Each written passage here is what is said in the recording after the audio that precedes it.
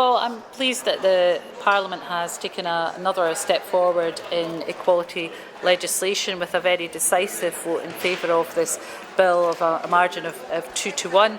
This bill will affect a very small number of people in making it easier for trans people to obtain a gender recognition certificate, and it has no impact on anyone else, and I am pleased that the Parliament has come to this decision after a long consideration of this legislation. We've heard from Alistair Jack that he's considering a Section 35 order which would stop the bill from going to the royal assent stage. What's your reaction to that, and would you go to the courts if necessary? Well, it would be very disappointing if the UK government didn't respect Scottish democracy and the decision of this Scottish Parliament. This area of policy is entirely within devolved competence, and Parliament has spoken and supported the reform of the gender recognition process. Now, obviously, the decisions of the UK government are for them, but I would hope that they would respect Scottish democracy. So you're confident this bill does not impact on reserved law in a way that bills at Holyrood are not supposed to? Well, we've been very careful with that and explained to some opposition members when they brought forward amendments that could have done that the reason why we couldn't support those amendments, and those amendments were not supported and they weren't voted into the bill. So I'm confident this legislation is robust, and as I say, it's about basic democracy. The Scottish Parliament has made a decision and the UK government should respect that.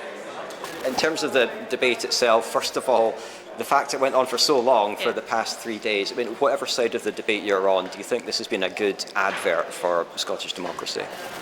This debate has been going on for about 6 years and has taken quite a long time to come to fruition into legislation and as a proposal and then to be debated within Parliament.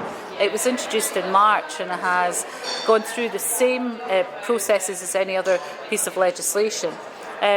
I think in the main the debate has been respectful, the tone has been fine.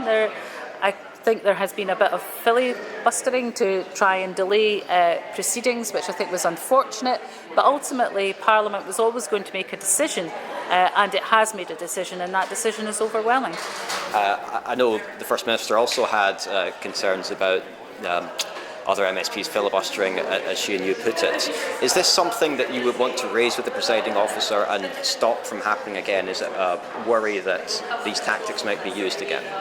Well, I think there are some issues for Parliament to reflect upon, whether it's the conduct in Parliament or other matters, and that's really for Parliament across parties to reflect upon. Having said that, I think there were some excellent speeches and contributions from people across all 5 parties, and I think that strengthened the bill. There's been amendments to the bill which I accepted, which have strengthened the provisions within the bill, and then the fact that members from across all 5 parties supported this bill, I think strengthens the position of it. So it's not something you're going to raise formally with the presiding officer, but you think Parliament should reflect on? I think there are issues for Parliament to reflect upon. For example, the legal competence of amendments is not something that the Parliament has a view on at the moment. They leave that to the Scottish Government to determine whether an amendment is competent, and that raises issues during the process of a bill. So there are a few things I think Parliament could reflect upon that would be helpful.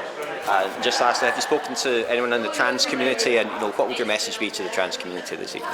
Well, this bill was really to make their lives that bit easier, and we know that for many trans people they've been living in the required gender for decades, but they haven't obtained a gender recognition certificate because the process has been medicalised and onerous, and now they'll be able to get a gender recognition certificate so that they can have all their paperwork in order as they have been living their lives often for many decades, and I think that's something that is a good thing and something that the Parliament was right to support.